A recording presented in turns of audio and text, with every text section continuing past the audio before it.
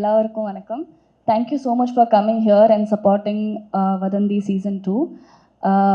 First of all, thank you to Andrew sir, because sir first வரும்போது நான் actually I was skeptical because I felt like I might not be able to do justice to the character, but sir was so convincing. Sir was extremely supportive, and he convinced me to do it. And Nilavati has been such a big part of who I am today.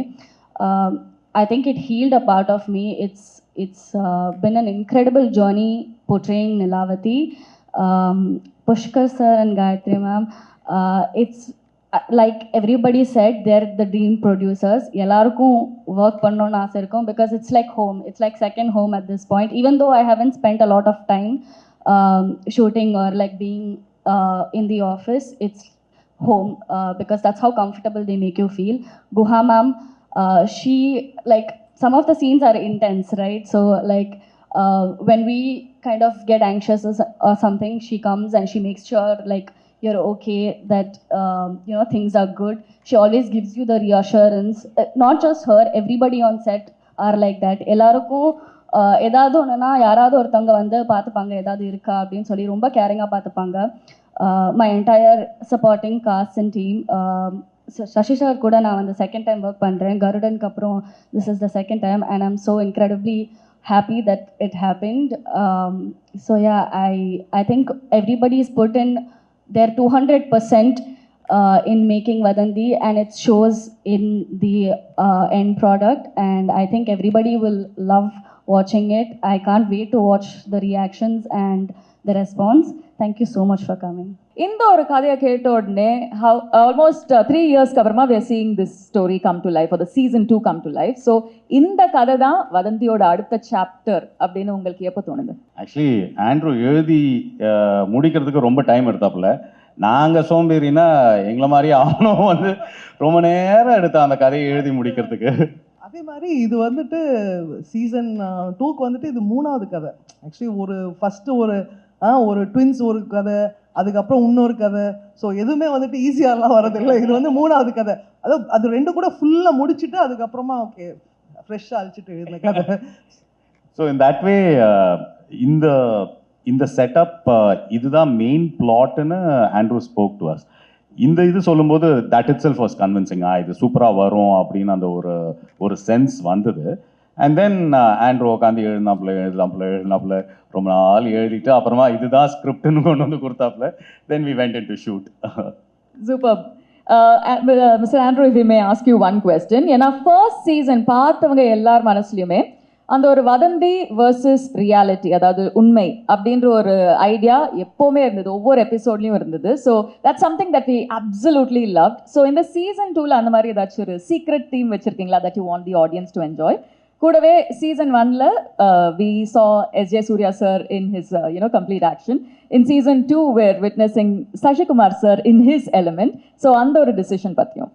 Season 1 season 2 எல்லாமே வந்துட்டு ஒரு stand அலோன்றது முன்னாடியே decide பண்ண ஒரு விஷயம்.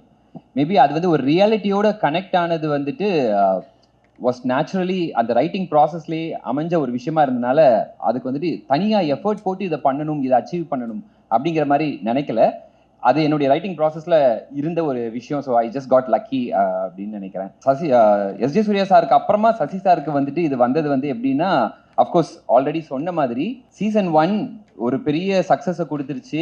அதுக்கு வந்துட்டு special thanks to SJ Suryah sir. அவருடைய பெர்ஃபார்மன்ஸ், அவர் வந்துட்டு அதை கேரி பண்ணின விதம் எல்லாமே வந்துட்டு வேற ஒரு ஆடியன்ஸ் மனசில் கொண்டு போய் அந்த வதந்தியை கொண்டு போய் உட்கார வச்சிருச்சுது. ஸோ நான் அவர்கிட்ட தான் ஒர்க் பண்ணேன், அண்ட் அவர்கிட்ட தான் சினிமா கற்றுக்கிட்டேன் எல்லாமே. ஸோ எங்கேயோ வந்துட்டு என் அசிஸ்டன்ட் படம் பண்ணுறான், அதனால வந்துட்டு இன்னும் உள்ளது ஒரு எக்ஸ்ட்ரா லவ்வோட அவர் பண்ணிட்டாருன்னு நினைக்கிறேன். ஸோ அதனால அது ஜஸ்ட் நம்ம பையன், நம்ம குழந்தை அந்த மாதிரி அவர் வந்து கொடுத்துட்டாரு. சசி சார்கிட்ட போய் கதை சொல்லும்போது அது ஒரு நல்ல விஷயம் என்ன அப்படின்னா, நான் வந்துட்டு ஃபுல் கதையை முடிக்கல, ஒரு மாதிரி பார்ட் ஆஃப் இட் பண்ணி வச்சுட்டு நேராக போய் அவர் கிளம்பி போய் பார்த்துட்டு அவர்கிட்ட கதையை சொன்ன உடனே the best thing about him is கதையை கேட்டு அன்னைக்கே நான் யோசித்து சொல்கிறேன், ஒரு வாரம் கழிச்சு சொல்கிறேன் அப்படிலாம் இல்லாமல் அன்னைக்கே வந்துட்டு நான் இதை பண்ணுறேன், நீங்கள் இப்போ போயிட்டு வந்துட்டு இன்னும் பேலன்ஸ் எழுதிட்டு வாங்க அப்படின்னு ஒன்று எனக்கு அவர் முகம் கொடுத்துட்டார். அடுத்த போலீஸ்காரர் யார் அப்படின்னா நான் தான் அந்த போலீஸ்காரர், இந்த முகத்துக்கு நீங்கள் இப்போ எழுதுங்க அப்படின்னு ஒன்று எனக்கு டோட்டலாக இவர் ஒரு துருவம், அவர் ஒரு துருவம். ஸோ ஆட்டோமேட்டிக்காக சசி சார் அதில் வச்சு பார்க்கும்போது அது சீன்ஸ் ஃப்ளோ ஆகுறது எல்லாமே வந்துட்டு கம்ப்ளீட்டாக இவருக்கு எப்படி செட் ஆகுன்றது வந்துட்டு ஃபர்ஸ்ட் சீசனுக்கும் செகண்ட் சீசனுக்கும் ஒரு பெரிய டிஃபரன்ஸ் அது ஆட்டோமேட்டிக்காக கொடுக்குற மாதிரி அமைஞ்சிருச்சு. அவர் உள்ள வராமல் இருந்திருந்தாருன்னா இந்த கதை இப்படி வந்திருக்குமா அப்படிங்கிறது என்னால் சொல்ல முடியல. So complete thanks to Sasi sir for that. And இந்த ஸ்டேஜில் நான் வந்துட்டு மற்ற என்னுடைய ஸ்டார் காஸ்ட் பற்றி பேசலை, என்னுடைய டெக்னீஷியன்ஸ் பற்றிலாம் பேசலை. ஆனால் நான் பேசணும், அவங்களுக்கு தேங்க் பண்ணணும்னு நான் ஆரம்பித்தேன்னா எக்ஸ்டெண்ட் ஆகி போயிட்டே இருக்கும். But each and every one of them, அனகாவா இருக்கட்டும், அபர்ணாவா இருக்கட்டும், ரேவதியா இருக்கட்டும், யஷ்வந்த் அந்த ஃபைண்ட் இந்த இதுக்குள்ள வந்ததா இருக்கட்டும், விவேக் பிரஸ்னாவா இருக்கட்டும், அர்ஜுன் அண்ட் ஜார்ஜ். ஸோ எல்லாருமே வந்துட்டு இவங்க இந்த கேரக்டர்ல இவங்களை விட வேற பெஸ்டா வேற யாரும் வந்திருக்க முடியாது அப்படிங்கிற மாதிரி அது பொருந்தி அமைஞ்சிட்டாங்க. அது என்னமோ அந்த கதை தானாவே அவங்கள சூஸ் பண்ணிக்கிச்சு அப்படிங்கிற மாதிரி தான் நினைக்கிறேன். அண்ட் சைமன் பத்தி கண்டிப்பா சொல்லியே ஆகணும்.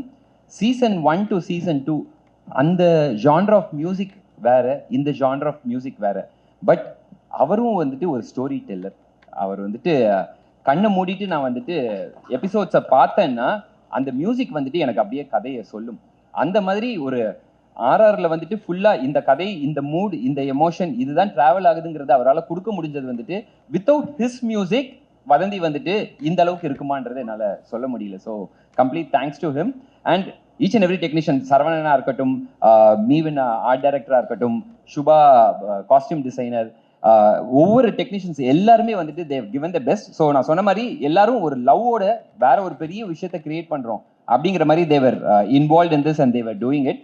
ஸோ அவங்கள பற்றி நான் இன்னும் ஸ்பெஷலாக நிறைய பேச வேண்டியது இருக்கு. In next stage I will do that. But thank you so much. காலையில் 9 மணிலேருந்து ஆரம்பித்தாங்கன்னா நைட்டு 12 மணி வரைக்கும் ஷூட்டிங் போகும். அப்போ நைட்டு டெய்லி காலையில் 9-12 மணி வந்துக்கிட்டே போகிற ஒருத்தன் கடைசி மூசா ராசாவே மாறிடுவான். இதுதான் உண்மை. என் நட இருந்தது, வீட்டுக்கு போனால் எதையாவது கண்டுபிடிக்கிறது, இது இங்கே தானே இருந்துச்சு, இது இங்கே வச்சதில்லை அப்படின்னா என்ன இப்போ இதில் நடிச்சுட்டு வந்தனாலே அப்படின்வாங்க. ஸோ நம்ம வீட்டுக்கு போனாலும் அதே தாட் வந்துடும். டெய்லி காலையில் போயிட்டு வரணும்னா அதிலே கண்டுபிடிப்பான், இந்த எலும்புக்கூடலேருந்து கண்டுபிடிப்பான் போது. பட் அந்த இன்டென்ஸ் அது ரொம்ப அழகாக அவரோட ஸ்கிரிப்டு தான். அந்த ஸ்கிரிப்ட் என்னை ரொம்ப அவர் சொல்லும் போதே அந்த ஸ்கிரிப்ட் எனக்கு ரொம்ப பிடிச்சிருந்தது. அதுக்கப்புறம் இத்தனை மாதம் ஆகும் ஸ்கிரிப்ட் ரெடி பண்ணி கொடுப்பேன்னு சொன்னது. ராமருக்கு எப்படி 8வது இது கொடுக்கலையோ, எபிசோடு கொடுக்கல, எனக்கும் 8வது எபிசோடு கொடுக்கல. அதுக்கப்புறம் கொடுத்தாரு, படிங்கன்னா நான் 8வதுலாம் படிச்சுட்டேன்னு விட்டேன்.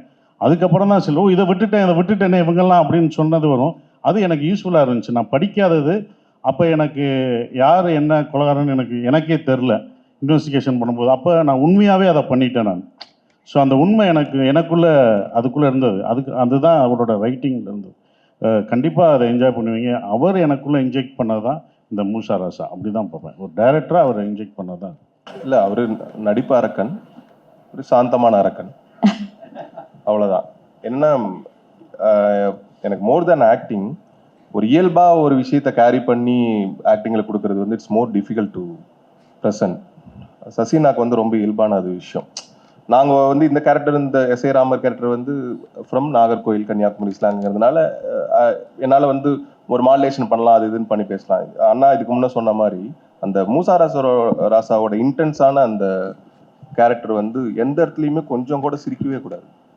நாங்கள் சிரிப்பு காட்டினாலும் சிரிக்கக்கூடாது. ஸோ இதுதான் ரொம்ப டிஃபிகல்ட்டான விஷயமா இருந்தது. So S J. Suriya sir infinity டெசிபிளாக இருக்கும். ஸோ இங்கே சட்டிலான டெசிபிளாக இருக்கும். ஸோ அதுதான் ரொம்ப 2 பேருக்குமே எனக்கு ரொம்ப ஆத்மாத்மான கனெக்ஷன் இருந்தது. ஸோ அவர் கூட நடக்கிறப்பவும் பயங்கரமாக இருந்தது. ஆனால் கூட more than acting, I learn about life. ரொம்ப சாதாரணமாக ஒரு வாழ்க்கையை வாழ்கிறதுக்கு ஏன் எல்லாரும் கஷ்டப்பட்டு இருக்காங்க அப்படின்னு யாருக்காச்சும் தோணுச்சுன்னா, you just spend time with Sasi அண்ணா. ஒரு 1 வீக் ஸ்பெண்ட் பண்ணிங்கன்னா you can easily adapt to very normal life. So அந்த விஷயம். தேங்க்யூ சசி அண்ணா, தேங்க்யூ ஸோ மச்.